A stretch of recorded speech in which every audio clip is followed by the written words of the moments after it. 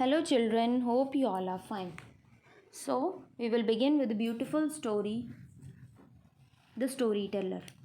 This story is written by the author H. Munro Saki. The full name of the author is Hector Hug Munro and was commonly known by name Saki. He was born in December 1870, died in November 1916. He was born in British Burma. Now, let me tell you about a short summary of this story. The story tells us something about the nature of the childhood. And this story takes place on a railway carriage at that time, which was a common type of transportation, and there were three occupants in the carriage. One is aunt, and the other three children, and one bachelor. In this story, the characters are traveling by railway. Saki's short stories are quite entertaining, partially because he liked to include a surprise in the end. So, here we go with the story. It was a hot afternoon. The day was very hot and the railway carriage was also very hot. Children, underline the word sultry. Here it means hot and humid. And the occupants of the carriage were a small girl, another smaller girl, and a small boy. In one corner of the carriage, aunt was sitting with three children, and in the other corner, a bachelor was sitting. Bachelor means unmarried man, and the bachelor was stranger to their party. Both the aunt and the children were conversational in a limited, persistent way, reminding one of the attentions of the housefly that refuses to be discouraged. Children, underline the word persistent. Here it means continue to exist over a prolonged period. And the aunt and the children, they were talking in a continuous way, and they were always reminding about one of the butterflies which used to fly from there. Most of the aunt's remarks seemed to begin with don't. ज़्यादातर जो aunt की बातें थी वो don't say शुरू होती थी. The bachelor said nothing, don't Cyril don't, and the bachelor used to say don't Cyril don't. The name of the boy is Cyril, and bachelor also used to say don't Cyril don't, exclaimed the aunt as a small boy began smacking the cushions of the seat, producing a cloud of dust at each blow. And what that small boy did, what did Cyril do? He always used to hit the cushions of the seat, and every time when he used to hit the cushions, a cloud of dust comes from that cushion. Come and look out of the window, she added. Now what did the aunt exclaimed? She said, children, come and look out of the window. And out of the window, what is the scene? The scene of the field. And in the field, the sheep were being driven from one field to another field.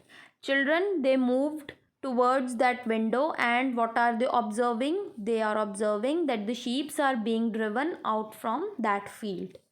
Now, I expect they are being driven to another field where there is more grass, said the aunt weakly. Now what did the aunt replied? Aunt said that she thinks these sheep are being taken away from that field to another field where there is more grass. But there is a lot of grass in that field, protested the boy. Now the boy protested, I think there is a lot of grass in this field only, so why they are being driven from one field to another field? There is nothing else but grass there. And the boy said, there is also nothing except the grass. वहाँ पर भी और कुछ नहीं है grass के अलावा. Aunt, there is lot of grass in that field. And the boy said, aunt, there is also lot of grass in this field. Perhaps the grass in the other field is better, suggested the aunt. And aunt answered, I think the grass in the other field is better. So the sheep are being driven from this field to that field. Why is it better? Came the swift inevitable question. तो एक अजीब सा question create होता है कि वहाँ पर क्यों बेटर है grass, and why the sheeps are being driven. Children, underline the word swift. It means happening quickly. Now underline the word inevitable. It means unavoidable. Why is the grass in the other field better? Persisted Cyril. Now Cyril asks a question, why the grass in the other field is better. Come over here and listen to a story, said the aunt. Now what the aunt said to the boy, come here, come to me and listen to another story. Now the aunt exclaimed one more story to the children, the story about a little girl who is very good and is known for her goodness, and she always speaks truth, and she wore 3 medals for her goodness. So here comes the story. In a low confidential voice, interrupted at frequent intervals by loud questionings from her listeners, she began an uninteresting story about a little girl who was very good and made friends with everyone on account of her goodness, and was finally saved from a mad bull by a number of rescuers who admired her moral character. Now here comes the another story about a little girl who was very good and she made friends with everyone. एक ऐसी लड़की के बारे में story शुरू होती है जिसका नेम है Bertha, and she use to make friends with everyone. वो सबको अपना फ्रेंड बना लेती है बिकॉज ऑफ हर गुडनेस, क्योंकि वो बहुत अच्छी होती है. And in the end she was finally saved from a mad bull bye a number of rescuers who admired her moral character. और एंड में क्या होता है, उसकी हेल्प करी जाती है, उसको एक मैड बुल से बचाया जाता है. Children underline the word hair rescuers. A person who saves someone from difficult situation. एक ऐसा पर्सन जो किसी को डिफ़िकल्ट सिचुएशन से बचा करके लेके आता है. And who praises for her moral character because she seems to be very good, and in actual situation also she is very good. Wouldn't they have saved her if she hadn't been good, demanded the bigger of the 2 small girls. तो उनमें से जो बड़ी लड़की है वो ये पूछती है, क्या उसको नहीं बचाया जाता अगर वो अच्छी ना होती. It was exactly the question that the bachelor had wanted to ask. This was the same question that the bachelor wanted to ask, and this question was asked by one of the bigger girls. Well, yes, admitted the aunt lamely, but I don't think they would have run quite so fast to help her if they had not liked her so much. Children, underline the word lamely. It means in a weak and unsatisfactory way. Then the aunt exclaimed, शायद हाँ उसको बचा लिया जाता. और वो इतनी तेज़ भाग दी ताकि वो उसको बचा लेते. It's the most stupid story I have ever heard, said the bigger of the 2 small girls. तो जो उनमें से बड़ी लड़की है वो ये बोलती है कि ये सबसे स्टूपिड स्टोरी है जो मैंने अब तक सुनी है. I didn't listen after the first bit, said Cyril. Now what did Cyril said, कि मैंने तो फर्स्ट स्टैंजा के बाद कुछ भी सुना ही नहीं. You don't seem to be a success as a storyteller, said the bachelor suddenly from his corner. Now what did bachelor said? वो एक कोने में बैठे बोलते हैं कि आप एक अच्छे स्टोरी टेलर नहीं हो. You are not a successful storyteller. It's a very difficult thing to tell stories that children can both understand and appreciate, she said stiffly. Now what did aunt replied? aunt ये बोलती है कि ये बहुत मुश्किल चीज़ है बच्चों को स्टोरीज़ बताना जिसमें वो समझ भी सकते हैं और किसी स्टोरी की प्रेज भी कर सकते हैं. She said stiffly. Children underline the word stiffly in a severe or strong manner. Aunt बहुत ही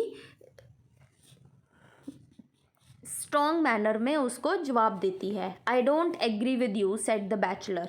तो बैचलर क्या बोलते हैं कि मैं तुम्हारी इस बात से सहमत नहीं हूँ. Perhaps you would like to tell them a story, was the aunt's retort. Now what did aunt said? Aunt बोलती है कि तुम्हें एक स्टोरी उनको बतानी चाहिए. Children underline the word retort. It means typically in a sharp manner. Aunt बहुत ही स्ट्रॉन्ग मैनर में बैचलर को आंसर करती है कि you would tell a story to the children. Tell us a story, demanded the bigger of the small girls. तो उनमें से जो बड़ी लड़की है वो ये बोलती है कि हमें एक स्टोरी के बारे में बताया जाए. Once upon a time began the bachelor. Now the bachelor started with the story. तो वो क्या बताते हैं, एक बार क्या होता है, एक छोटी लड़की होती है जिसका नेम है बर्था, हु वॉज एक्स्ट्राऑर्डिनरली गुड, जो कि बहुत अच्छी होती है. She did all that she was told. She was always truthful. She kept her clothes clean, learned her lessons perfectly, and was polite in her manners. Now this all is about Bertha. उसके बारे में ये बताया जाता है कि उसको जो भी कहा जाता है वो सारा काम करती है, वो हमेशा सच बोलती है, अपने कपड़े साफ रखती है, अपने लेसन्स को अच्छे से लर्न करती है, and was polite in her manners, ठीक है, और वो बहुत ही पोलाइटली दूसरों से बात करती है. Was she pretty asked the bigger of the small girls. तो उनमें से जो बड़ी लड़की है वो ये पूछती है क्या वो सुंदर है. Not as pretty as any of you said the bachelor. तो बैचलर क्या बोलते हैं कि आप जैसी सुंदर तो वो नहीं है, but she is extraordinarily good. But she was horribly good, but वो बहुत अच्छी है.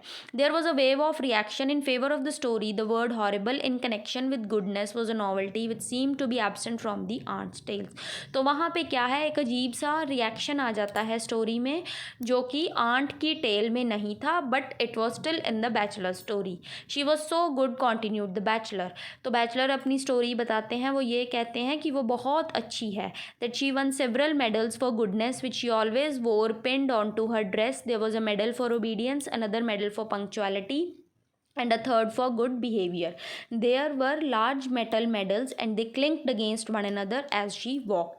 तो बैचलर क्या बताते हैं कि उसने 3 मेडल्स जीते हैं अपनी अच्छाई के लिए, और वो हमेशा अपनी ड्रेस के साथ डालकर रखती है, और जो मेडल्स वो डालकर रखती है वो हमेशा वो आपस में टकराते हैं. और उनमें से जो एक मेडल है वो है एक ओबीडियंस का, दूसरा मेडल है पंक्चुअलिटी का, और जो तीसरा है वो है गुड बिहेवियर का, because she always behaves in a very good manner.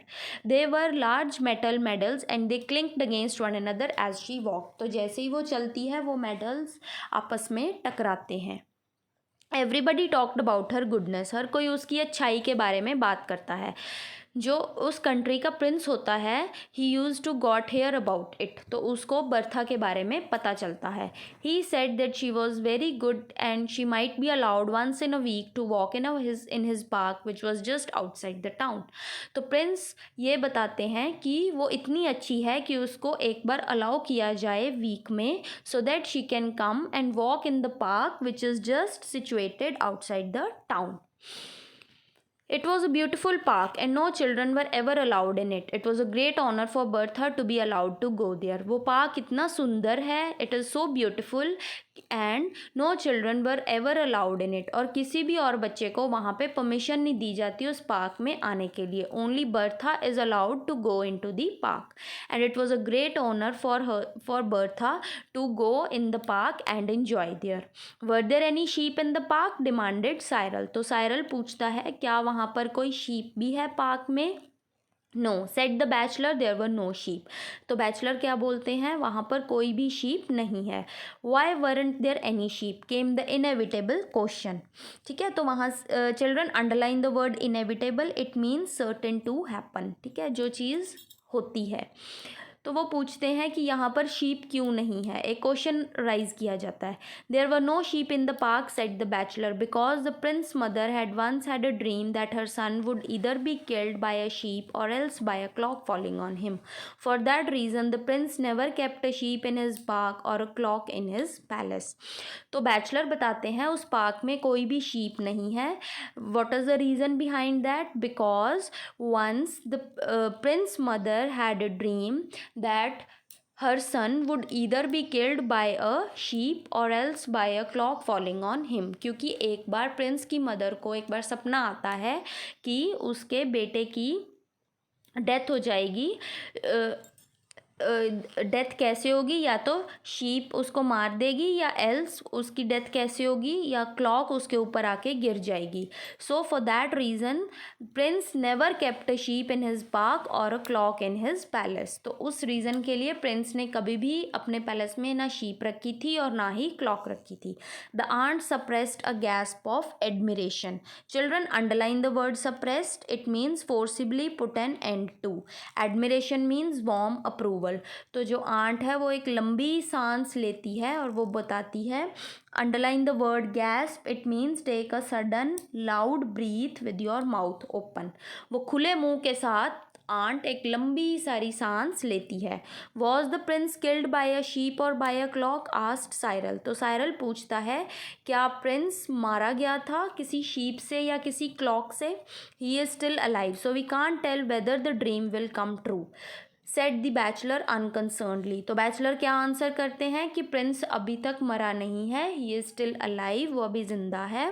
So we can't tell, हम ये नहीं बता सकते कि जो उसके मदर की ड्रीम है वो सच होगी या नहीं होगी। Anyway there were no sheep in the park but there were lot of little pigs running all over the place. And bachelor replied कि वहाँ पर कोई शीप नहीं है बट वहाँ पे छोटे छोटे पिग्स हैं जो पार्क में इधर उधर घूमते हैं। What colour were they? And the boy exclaimed, वो किस कलर के हैं? बॉय ये पूछता है जो पिग्स हैं वो किस कलर के हैं। Black with white faces, white with black spots, black all over, grey with white patches and some were white all over. तो बैचलर बताते हैं कुछ ब्लैक पिग्स हैं जिनके वाइट फेसेस हैं, कुछ वाइट हैं जिनके ब्लैक स्पॉट्स हैं, कुछ सारे ही ब्लैक हैं, कुछ ग्रे हैं विद वाइट पैचेस के साथ and some were white all over, और कुछ सारे ही वाइट हैं। Bertha was sorry to find that there were no flowers in the park. तो बर्था को वहाँ पर कोई फ्लावर्स नहीं मिलते पार्क में। Why weren't there any flowers? वहाँ पर फ्लावर्स क्यों नहीं हैं? Because the pigs had eaten them all, क्योंकि पिग्स ने वो सारे फ्लावर्स खा लिए हैं, सेड द बैचलर प्रॉम्प्टली। एकदम से बैचलर रिप्लाई करते हैं। Children underline the word promptly, it means immediately. The Gardner's had told the Prince that he couldn't have pigs and flowers, so he decided to have pigs and no flowers। तो Gardner's ने एक बार Prince को बताया कि यहाँ पर हम pigs और फ्लावर्स इकट्ठे नहीं रख सकते क्योंकि जो पिग्स हैं वो सारे फ्लावर्स खा जाते हैं।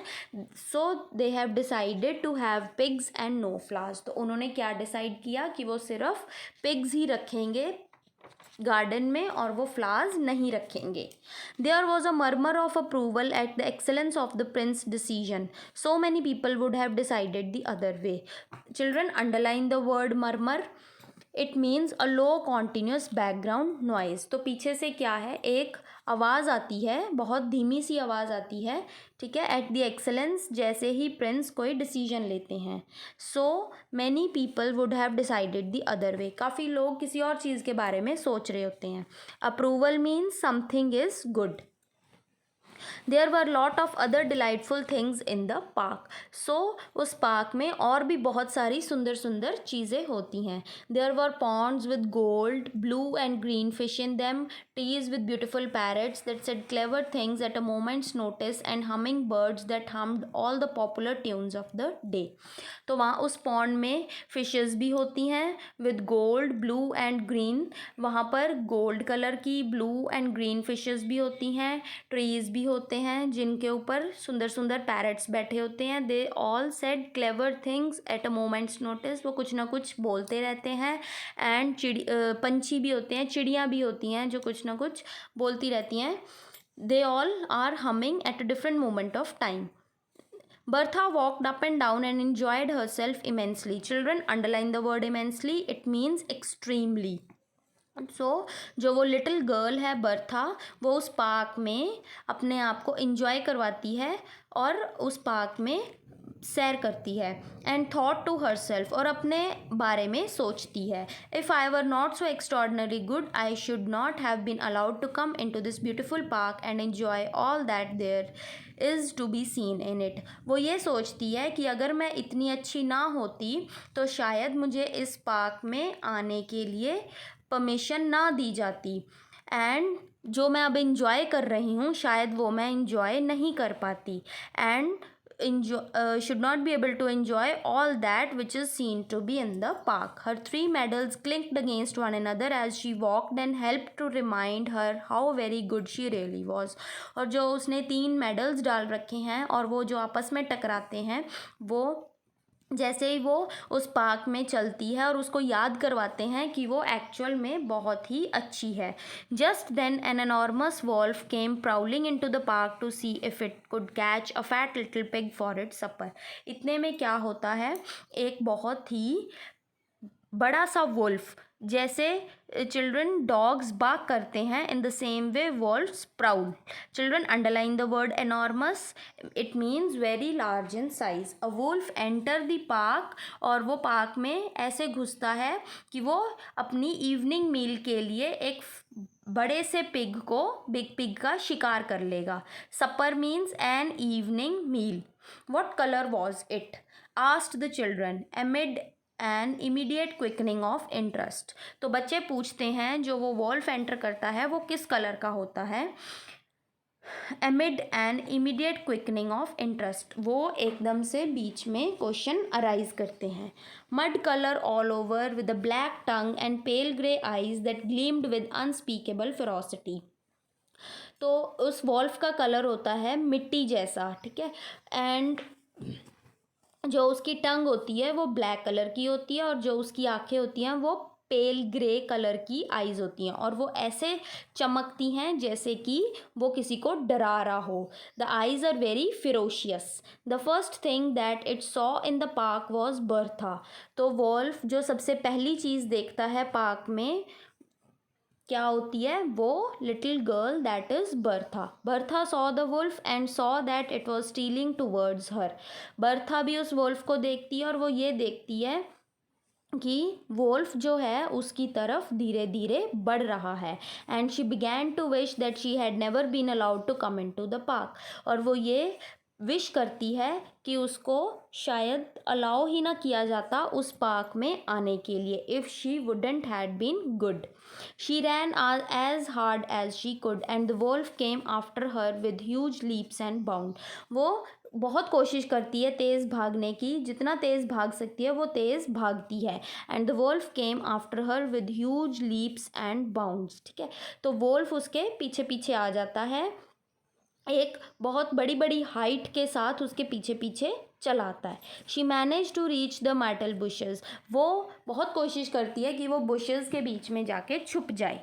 She hide her self in one of the thickest of the bushes. तो वो सोचती है कि वो अपने आप को बुशेस के बीच में छुपा लेगी. The wolf came sniffing among the branches. तो जो वोल्फ है वो उसको ब्रांचेस में से ढूंढता हुआ बर्था के पास पहुंच जाता है. उस its black tongue was lolling out of its mouth. Children underline the word lolling. It means relaxed way.